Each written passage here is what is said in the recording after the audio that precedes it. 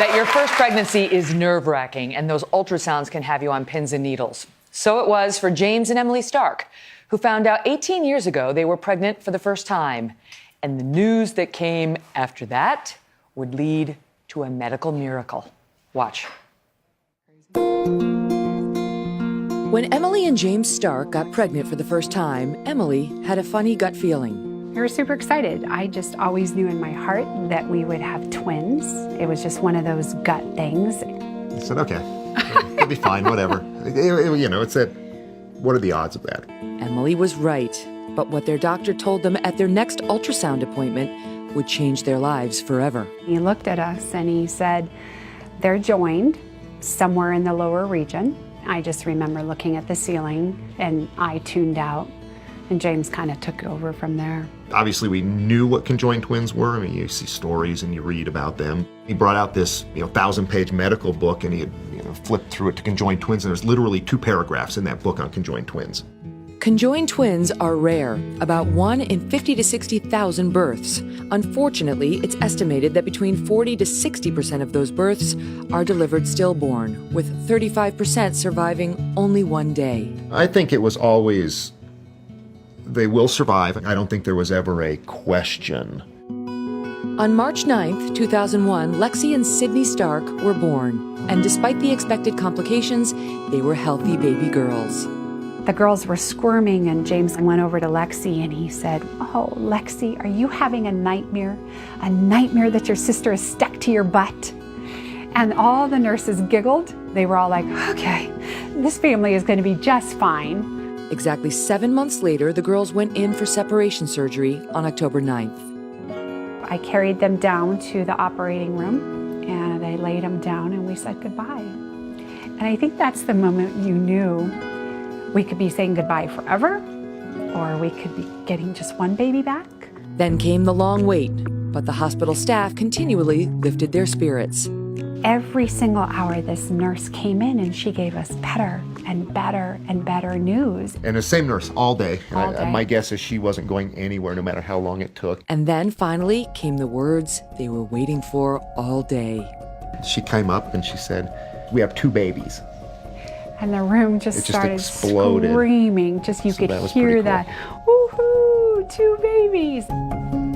The Stark twins no longer shared body parts, but they would forever have an unbreakable bond. Wow. Please welcome Emily Stark and James Stark. Incredible. Is it emotional to see that? It doesn't go away, and we got the fairy tale. So that's the piece that we know the ending so far. Yeah, right.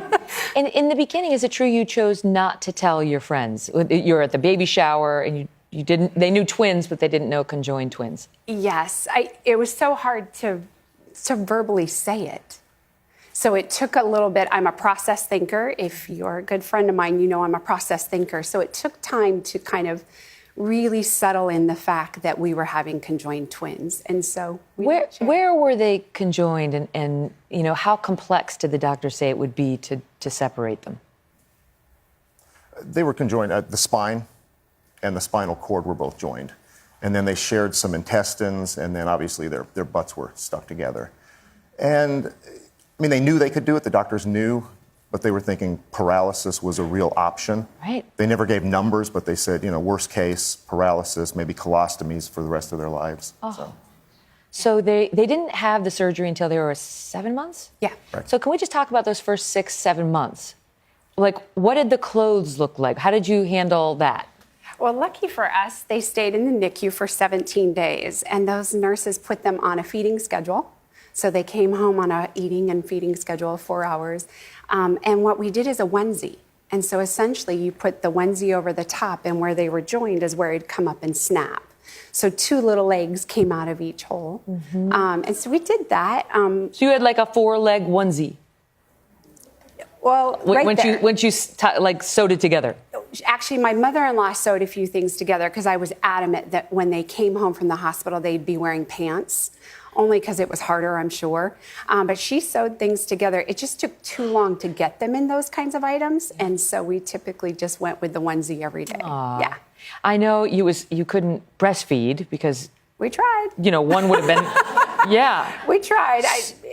Like so many challenges that you We had to did. deal with. We did the pump and fed them that way. But what we realized is if you put a pillow on your lap and you put the girls on it, you could see them, and then you could feed both of them at once. And the cool part is one got a bath, the other got a bath. Right. You fed one, why not feed her? Right. You know, and so it became the double wide singleton. So we feel like God gave us a handle on twins really easily. You refer to the separation operation as what? Can you tell the audience what you call it? My best friend, he's a sisterectomy. It was a sisterectomy. And now we can laugh about it because we know they're well, but that must have been the hardest day of your life while you were waiting and waiting and waiting. You know, I think it was harder the 2 weeks prior to that because we had done all the prep surgeries. We had done so many things to get to this day. And about 2 weeks prior, I looked at James and I said, are we playing God? Are we messing with perfection? Because we could keep them together and we could keep them, but are we messing this up? Mm-hmm. And that was my moment of, we could really be messing this up.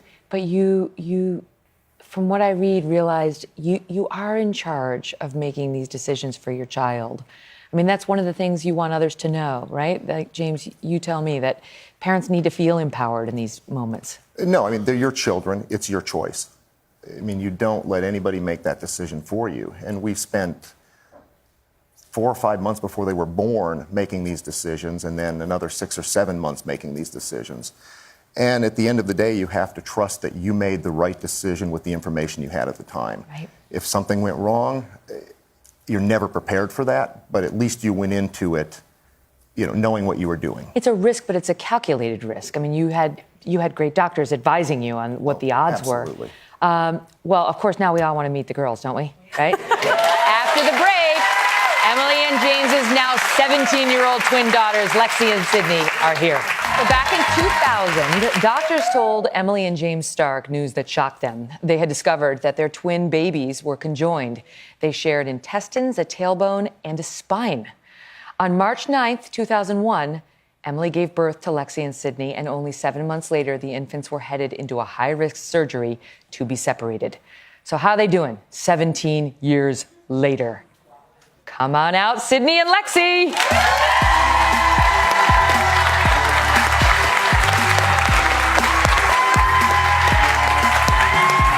Hi, Sydney, right?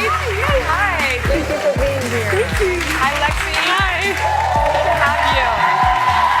Yay. Have a seat. So happy to have you here. Thank you. We're so glad to be here. How adorable are your parents? Oh my God, they're precious. The best. We are. Okay, so you don't have any major health problems as a result of this? No, thankfully, no. Not any lingering effects of this at all? We have been very blessed to have only minor scars. Now, what about, do you have a big old scar from the separation? Yes. Yeah, we have scars on our back, and then from the colostomy, we do have scars on our stomach. So you can see when we wear stuff like swimsuits, but it doesn't bother us too much at all. I was saying to your parents during the break, I would think this would be the most fun reveal ever. When you're meeting a new person, like, hey, guess what? You know, right? I mean, like, are people stunned when they find out? Yeah, when we tell them that we only have like one butt cheek, and they're like, really?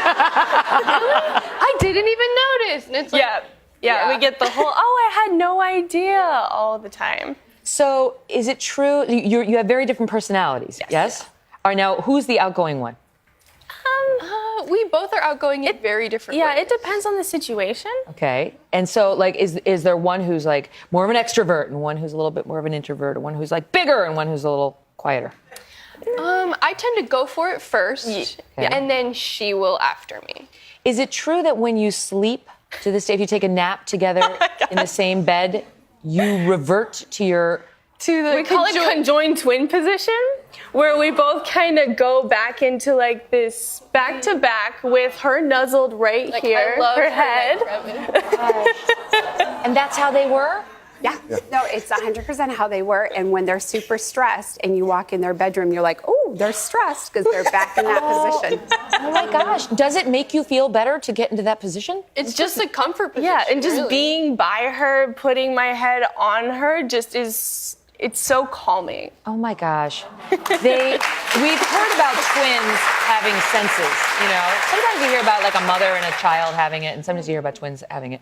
So you have had some of those experiences, yes? Yeah, for sure, for sure. Like how? What has happened? We were probably 5 or 6, and I was in the hospital, and I was getting a shot, and it was a painful shot. And I was unbothered. And my parents were on the phone, and my dad was telling my mom that my sister was freaking out, and she was in tears and hysterics. And I'm just getting the shot, and nothing's happening. She was in a totally different place. Oh, yeah, like nothing was at happening to you. home, and I was at the hospital. So we were in complete different areas, and she was... And what about like if one of you is upset, does the other one? Oh. Yes. So in situations where I get upset, or when it's a upsetting situation for me, sometimes I won't get upset. Like, I'll just kind of be like, oh, it's not a big deal. While she's over here like, that's so awful. Oh, my goodness. And she's like freaking out for me. And I'm like... And do you ever not know why you're feeling upset? And then Sometimes I do, and then she'll come home, and she's like, oh, I had a bad day. And I'm like, there it is. can you imagine? I guess it all evens out in the end because some of your bad days go to her and some of hers go to you. So it's not like having the double bad. So now you're going to go off to college now? Yeah, I'm super excited. I'll be applying this month for my first pick college. And are you going to go together or are you going to go apart? No, actually super apart. I want to go to University of Missouri in St. Louis, and she wants to go to University of Calgary. So not only is it a different state, it's a... Who are you going to snuggle with when it's time to get into position? Don't answer. We'll talk when your parents aren't here. Listen, thank you for telling your story. I know there's such a beautiful story. They didn't see a lot of positive literature out there on conjoined twins, and they wanted other parents to know that there is a potential great outcome depending on your circumstances, and there is so much love here in this family and beyond. Thank you. All the best to you. Good luck at college. We'll be right